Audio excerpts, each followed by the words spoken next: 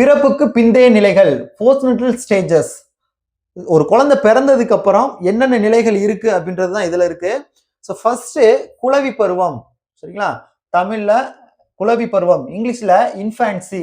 இது எப்ப அப்படின்னா பிறப்பு முதல் 3 வயது வரை, பிறந்ததுல இருந்து 3 வயசு வரைக்கும். அடுத்து 2வது குழந்தை அல்லது பிள்ளை பருவம் அப்படின்னு சொல்லுவோம், சைல்டுஹுட். இதுலயே 2ஆ பிரிப்போம், முன் குழந்தை பருவம், பின் குழந்தை பருவம்னு 2ஆ பிரியும். நல்லா கவனிங்க. குளவி பருவம் எப்ப? பிறந்ததுல இருந்து 3 வயசு வரைக்கும். குழந்தை பருவம் அல்லது பிள்ளை பருவம், இதுல 2 பிரிவுகள் இருக்கு. முன் குழந்தை பருவம் இருக்கு, பின் குழந்தை பருவம் இருக்கு. இது முன் குழந்தை பருவம் 3 to 6, பின் குழந்தை பருவம் 7 to 10 வயசு வரைக்கும் இருக்கு. அடுத்து 3வது குமர பருவம், அடோலசன்ஸ் பீரியட்னு சொல்லுவோம். அதிகபட்சம் இதுல தாங்க ஒரு கொஸ்டின் வரும், சரிங்களா? இது அவ்வளவு முக்கியமான டாபிக். ஸோ இதுல 3ஆ இருக்கு. முன் குமர பருவம், குமர பருவம், பின் குமர பருவம் அப்படின்னு 3 வகையா பிரிக்கலாம், சரியா? ஸோ இதுல எத்தனை? 2 இருந்துச்சு. இதுல 3ஆ பிரிச்சிருக்காங்க குமர பருவத்தை. முன்குமர பருவம் ஏஜ் பாத்தீங்கன்னா 11 to 13, குமர பருவம் 13 to 15, பின்குமர பருவம் 16 to 19, சரியா? அது அடுத்து இந்த பின்குமர பருவத்தை மட்டுமே எக்ஸ்பிளைன் பண்ணிடுறாங்க பாருங்க. இது வந்து ரொம்ப ரொம்ப முக்கியம். இதெல்லாம் வந்து ப்ரீவியஸ் இயர் கொஸ்டின்ல பார்த்தோம்னா அடிக்கடி கேட்டிருக்குது. இந்த பின்குமர பருவம் இருக்கு இல்லையா? சோ இது வந்து ரொம்ப ரொம்ப முக்கியம். குமர பருவத்திலே இது ரொம்ப ரொம்ப முக்கியம்.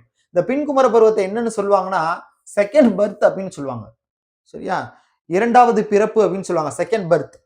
அதுலயே சிக்கலான அமைதியற்ற பருவம் அப்படின்னு சொல்லுவாங்க, period of storm and stress. இத சொன்னது யாரு அப்படின்னா ஸ்டான்லி ஹால். இதெல்லாம் பிஜிடிஆர்பிக்குமே இந்த கொஸ்டின்ஸ் எல்லாம் கேட்டுட்டு இருக்காங்க. டிஆர்பில இது வந்து ரொம்ப ரொம்ப முக்கியமான question. Not only TET, PG TRB எல்லாத்துலயுமே அடிக்கடி கேட்கக்கூடிய ஒரு கொஸ்டின், சரியா? சிக்கலான அமைதியற்ற பருவம் எந்த பருவத்தை? பின்குமர பருவத்தை சிக்கலான அமைதியற்ற பருவம் அப்படின்னு யார் சொல்றா? ஸ்டான்லி ஹால் சொல்றாங்க, ஓகேவா? சோ அடுத்தது 4வது பார்த்தோம்னா முதிர் பருவம், அடல்ட்ஹுட்.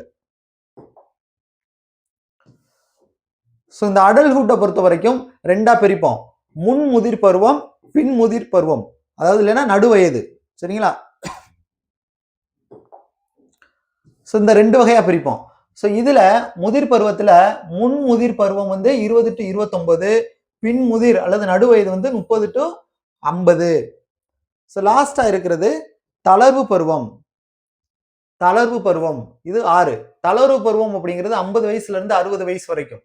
அடுத்து லாஸ்ட் முதுமை பருவம். முதுமை பருவம் 60க்கு மேல, 60+. இதுதான் வந்து முதுமை பருவம். சோ ஒரு குழந்தை பிறந்ததுல இருந்து முதுமை பருவம் அடைகிற வரைக்கும் எத்தனை பருவங்கள் இருக்கு, பிறப்புக்கு பின்னாடி எத்தனை பருவங்கள் இருக்கு அப்படிங்கிறத நம்ம இன்னைக்கு கிளாஸ்ல பார்த்திருக்கோம். ஓகே டீச்சர்ஸ், மொத்தம் எத்தனை? 6 இருக்கு. இந்த மொத்தம் 6 பருவங்கள்லையும் ஒவ்வொரு டைப்பா நம்ம பார்த்திருப்போம். சோ இதுல இருந்து கண்டிப்பா 1 மார்க்காவது வரும், சரிங்களா? ப்ரீவியஸ் இயர் கொஸ்டின் எடுத்து பார்த்தீங்கன்னா இதுல இருந்து ஒரு கொஸ்டின்ஸ் இருக்கும், சரிங்களா? சோ அடுத்த கிளாஸ்ல நம்ம கவனம் பத்தி பார்க்கலாம்.